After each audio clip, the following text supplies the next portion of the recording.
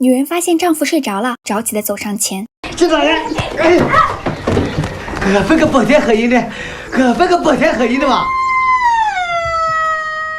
她叫樱桃，是瘸子葛旺的媳妇儿。在葛旺很小的时候，他的母亲就收留了痴傻的樱桃，因为只有这样才能让儿子长大后有个媳妇儿。尽管樱桃是个痴傻的女人，但母亲还是时常告诉葛旺要善待她。葛旺也将母亲的话牢牢记在心里。母亲离开了人世后，他也只是让樱桃放弃养猪，日子就这样过着。闲来无事时，樱桃总是盯着村上的孩子，她很喜欢小孩，但村里的孩子见到她却都会像躲瘟神一样避开她。别人家的孩子不喜欢自己，那自己就造一个孩子出来。于是有了这个想法后，她开始热衷于找葛旺做那种事。那段时间，樱桃起床的第一件事就是检查自己的肚子，看看有没有什么变化。她每天都渴望自己的肚子能鼓起来，可事情往往不尽人意。时间在一个个失望的早晨中流逝，每次看到乡间孩子们玩耍的身影，樱桃要孩子的决心就会变得更加强烈。反观丈夫葛旺，并不把要孩子放在心上。这天，他刚干完农活回来，发现年画上那寓意早生贵子的胖娃娃被撕下来了，随着一起消失的还有自己的傻媳妇樱桃。葛旺万万没想到，想孩子想疯了的樱桃把年画上的娃娃贴在了肚皮上，一路上逢人就掀开衣服展示着自己的孩子。村民们都没有点破他，反而打趣般的在一旁附和他。村民们的附和让他更加坚信自己有了孩子。他一路小跑赶回了家，兴冲冲地向葛旺炫耀着他们的孩子。看着眼前妻子的所作所为，葛旺再也忍不住了。母亲离世前的告诫也被他抛在了脑后。他抓起樱桃，将她一顿毒打，最后把她赶出了屋。晚上，樱桃走在崎岖的山路上，她不知道丈夫为什么要打她，她也不知道除了那个家，她还能去哪里。她靠在一棵大树下，慢慢地打起了盹儿。还没等她熟睡，一阵婴儿的啼哭声把她惊醒。她慌忙起身查看，草丛中一个被露水打湿的婴儿出现在她的眼前。她毫不犹豫地抱起眼前这个孩子，像是做了很久的妈妈一样，娴熟地哄了起来。这一刻，她那积攒已久的母爱终于在眼前这个弃婴身上得以释放。第二天早上，葛旺打开门，发现樱桃就躺在门外面的草堆上，看着妻子躺在外面就睡着了，一股深深的自责涌上了他的心头。他把樱桃拍醒，想让她回家睡，但看到樱桃怀中抱着的婴儿时，葛旺惊了，再三询问孩子的来历。可此时的樱桃完全顾不上搭理葛旺，母爱好像天生一样。樱桃用她毫无经验但又无比娴熟的双手为孩子换着尿布。一旁的葛旺从婴儿的襁褓中发现了一封信，得知这是个女婴后，葛旺也大概猜到了这个孩子被遗弃的原因了。樱桃给孩子取了个名字叫红红。自这以后，村民们都知道葛旺家捡了一个女娃娃，村长也前来慰问。看着穷困潦倒的葛旺一家，村长表示会尽力帮助他们。自从有了红红以后，樱桃每天都抱着她，一刻也不想松开。樱桃不再做喂猪养鸡的农活了，也不愿意再和葛旺做那事了，害怕葛旺影响红红，还将葛旺赶到外面的房间去睡。面对樱桃巨大的改变和村民的议论，葛旺每天都很焦虑，整晚都睡不好觉。终于在这天早上，他在樱桃熟睡的时候，把红红送给了城里的一对夫妻。醒来后的樱桃发现红红不在身边，一下子慌了神，局促不安地出门寻找。来到村口的樱桃恰巧撞见葛旺将红红送人，樱桃像疯了一样，不顾葛旺的阻拦，拼命地追赶着小汽车。他只想把红红要回来。那一声声撕心裂肺的叫喊，没人能懂，也没人能帮助这个傻女人。摔倒了再站起来，可终究还是没能跟上。夜已经慢慢降临，在路灯下的樱桃孤零零地走着，不管是白天黑夜还是大风大雨，只要看到街上的红色小汽车，樱桃都会拼命拦车。这种失常的行为也让不明所以的车主对他拳脚相加。行走在陌生的地方，没有人会可怜他，累了就在路灯下睡觉，饿了就去饭馆捡人家吃剩的食物。村民得知葛旺将孩子送人后，也纷纷过来谴责他。听到村民的谴责，葛旺也意识到自己的不对，内心也渐渐后悔起来。还没等天亮，就赶到城里去寻找樱桃。而此时的樱桃看到一个女人抱着婴儿下了红色汽车，不管不顾的就要上前去抢孩子，奈何怎么也跑不过这对年轻男女，随之而来的就是一顿暴揍，即使被按在地上，也没能让他松开孩子。看着眼前的这一幕，葛旺立马过来救下樱桃，孩子从樱桃手中被夺走，樱桃再一次体验了失去孩子的感觉。回到家中，樱桃滴水不进，葛旺很心疼，于是厚着脸皮去城里把红红要了回来。把红红抱回家后，樱桃一步也不愿意离开红红，走到哪儿都抱着她。时间飞逝，转眼间红红长大了，变成了一个小可爱，每天跟在樱桃后面。在红红的记忆中，樱桃总会爬到高高的树上给她摘樱桃。转眼红红就到了上学的年纪，在学校里，红红认识了很多小朋友，他们经常在一起玩，但每次樱桃一来，小朋友立马一哄而散，还嘲笑着说，傻子来了，傻子来了。年纪还小的红红对于这些毫不在意。随着年龄的增长，红红的自尊心也越来越强。樱桃依旧每天来学校，就坐在红红教室外，看着红红傻傻的笑，因此也让身边的同学时常嘲笑红红有个傻子母亲，也没有人再和她做朋友。自尊心让她想要离开母亲，离开这个贫穷的家。她开始不跟母亲睡在一张床上，开始拒绝母亲的一切关心。然而傻傻的樱桃却不知道自己做错了什么，但她也感觉到了红红的不开心。手足无措的樱桃躲在房间里哭，红红不愿意上床睡觉，樱桃就坐在床上看着她，等她趴在桌子上睡着了，才敢蹑手蹑脚的将她抱到床上，然后坐在桌子上帮她写作业。没读过书的樱桃哪里会写，只是学着红红的样子画来画去。第二天，老师当着全班同学的面说红红的作业跟鬼画符一样，这一番话让红红无地自容，拿着作业就往家跑。回到家后，红红在床上放声大哭，警告樱桃不许再去学校。第二天，害怕母亲再跟着自己，红红将母亲锁在了屋里。在昏暗的房间中，内心极度害怕的樱桃并没有大喊大叫，因为她知道是红红让她待在家里的。但没一会儿，窗外就下起了瓢泼大雨。在家的樱桃想都没想，拿着伞就从2楼跳了下来，光着脚一路跌跌撞撞的来到学校。她来到学校的操场上，对着红红傻笑。几个不懂事的学生又起哄的说道，傻子来了，傻子来了，甚至还有人拿东西砸她。红红再也看不下去，和同学们动起手来。樱桃看到有同学欺负红红，急忙跑到教室，把欺负红红的同学打了一顿。到了晚上，受伤的孩子家长找到了樱桃的家中，拿出了孩子的医疗费用单。葛旺看着眼前巨额的费用单，没有偿还能力的他只好拿起棍棒将樱桃一顿暴打。可能是看到樱桃被暴打，他们的气消了一点，又可能是可怜的红红再三恳求，这家人最终放弃了索赔。他们走后，葛旺心疼地抱着樱桃，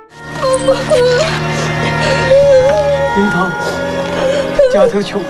第二天，红红不知生了什么病，樱桃紧张坏了，赶紧拉着红红去医院。崎岖的山路上，夫妻2人一个拉一个推，走了很久很久，终于来到了医院。幸好红红只是重感冒，樱桃悬着的心也放了下来。她从口袋里拿出一把红红最爱吃的樱桃，看着红红露出了笑容，樱桃觉得这是她最幸福的时刻。这天红红要出院了，葛旺让樱桃去接红红，樱桃高兴地出了门。可没多久，红红却自己回来了，但她等了许久也没有见到母亲回来，葛旺也开始担心起来，在外面找了1天1夜，可依旧没有找到。直到村长带来了噩耗，说在山对面的河谷上发现了樱桃的东西。葛旺和红红慌张地来到出事地点，看着出事地点旁边的樱桃树，红红好像明白了什么，她跪在地上，撕心裂肺地喊着一声又一声的妈妈。她哭着说，我再也不吃樱桃了，但是已经不会得到任何回复了。那个视她如生命的母亲可能再也不会回来了。红红长大后考上了医科大学，她一直相信妈妈还活在世上，所以一直在寻找她。影片的节奏比较慢，屡次出现的鲜红樱桃让我们记住了母爱。母亲对孩子的爱是世界上最普通又最伟大的情感，因为它会使平凡变得崇高。